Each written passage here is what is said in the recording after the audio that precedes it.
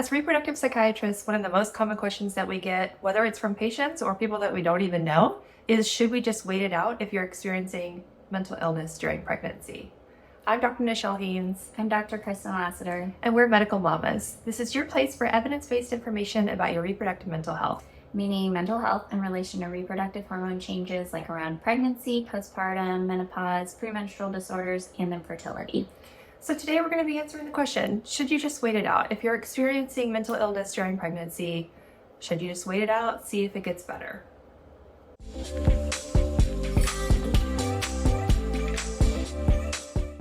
Okay, I think we start off talking about untreated mental illness, and we already have a video on the risks of untreated mental illness during pregnancy. So you could pause here and go watch that and come back, or watch the whole video and go back for some more context. Yeah, but essentially, untreated mental illness in pregnancy is much more harmful to the baby and to the overall pregnancy health than most of the medications are. So in this question of should I just wait it out to start treatment until after the pregnancy, the general answer is no, because of the risks of untreated mental illness. Right.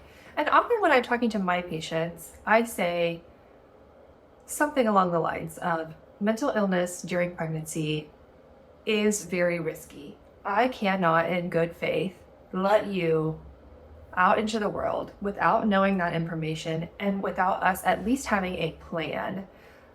Oftentimes that plan does not include medication right away, that we're at least trying to move forward in a way that helps someone feel better. But I will not let someone leave without at least some plan that has a good potential for benefit for that patient. And, I think it's important to point out that treatment can be medications, it can also be therapy, and depending on the severity of the mental illness, sometimes the first line treatment is therapy. So mild treatment, oftentimes the first line, mild symptoms, oftentimes the first line treatment is therapy, but for moderate to severe symptoms, oftentimes the first line treatment recommendation is medication. Right, so that's why I say I'm not gonna let you leave without a plan. Sometimes it's just therapy, sometimes it's therapy plus medication, but we need a plan because I can't let you go without at least understanding the risks. Yeah. And there was actually a great study, or there have been multiple studies on looking at what are the outcomes of pregnancies when you leave depression in particular untreated versus when you treat depression, just kind of blanketed what happens. And those with untreated depression have worse pregnancy outcomes for themselves and their babies than those who ended up receiving treatment. And that was specifically on medications, but...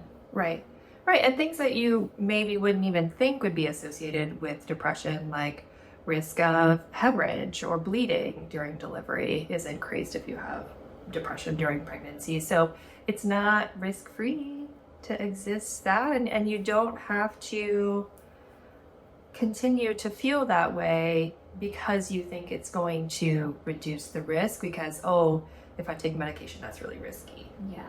You hear nothing else, at least hear that. Yeah. So watch the videos on risks of untreated mental illness in pregnancy, and watch the videos on the risks of medications in pregnancy, so you can kind of educate yourself a little bit more on weighing those two different risks, which is oftentimes all the time part of the conversation. Yeah, exactly.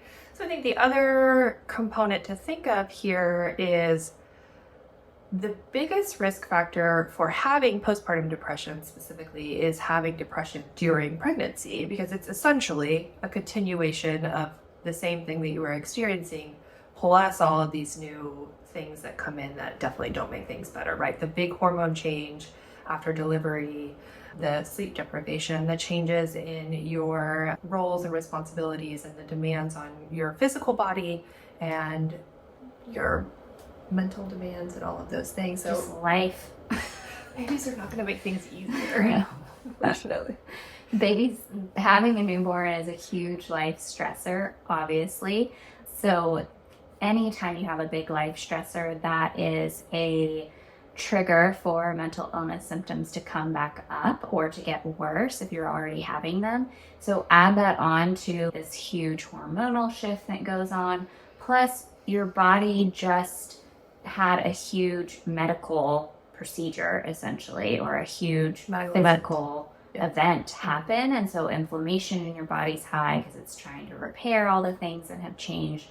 So it's like a perfect storm for mental illness to get worse, which is why we see in most people who have depression or anxiety or mental illness in pregnancy, it worsens postpartum. It does not get better. So if you can treat it during the pregnancy, you're greatly reducing that risk of postpartum mental illness. Right. So that's why generally our answer is don't wait it out. At least have a plan. Like we said, that plan does not have to consist of any one component, but specifically does not have to include medications. But if you are to include medications in your plan, one of the things that comes up really commonly with my patients, I'm sure you see this too, is, oh my gosh, I don't want to get on a medicine and have to be on that for the rest of my life.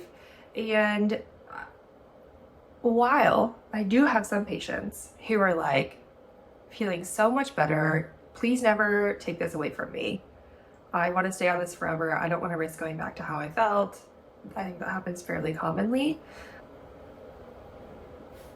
It's complicated, right? But we would say that if someone has an isolated depression episode, that we would recommend considering treatment for 9 months to a year after feeling well, that the recommendation is not stay on it forever, unless maybe you've had multiple episodes of depression, that we want to prevent another episode from coming in because you would be high risk for having another one. But fears of having to stay on medication forever are not necessarily founded in how we would approach the situation. Yeah. And we also have a video on when to stop your antidepressant after postpartum depression. So you can go watch that on more information. Essentially, you do not have to take a medication forever if you start one during pregnancy or postpartum.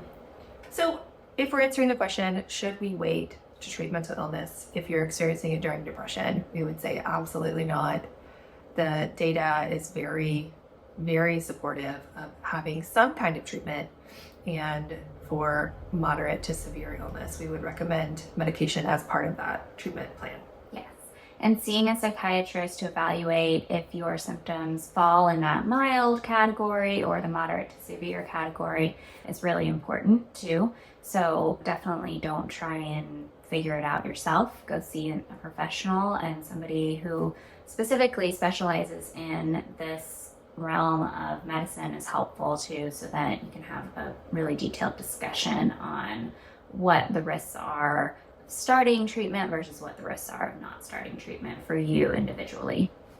Oh my gosh, this video is so good. Okay, we just did a video on how we conceptualize should you consider medication, so you could also watch that video. And then we also have a video about, well, we have two other videos. Oh my gosh. Okay. We have a video on what is a reproductive psychiatrist, and included in that video is information on how to find one. And then we also have the maternal mental health hotline video where they can also help you connect with someone in your area that has training and expertise. So yeah. Dang. So this is a great question that we get asked a lot. And in some ways we've kind of answered it in lots of other different videos. So yeah, such an important topic. And like you said, we've done so many other videos about it that like it combines a lot of the components of things we talk about really frequently. So it's a really great question. We're really happy to answer it. Thank you so much for being here. Please like, comment, subscribe. We'll see you soon. Bye.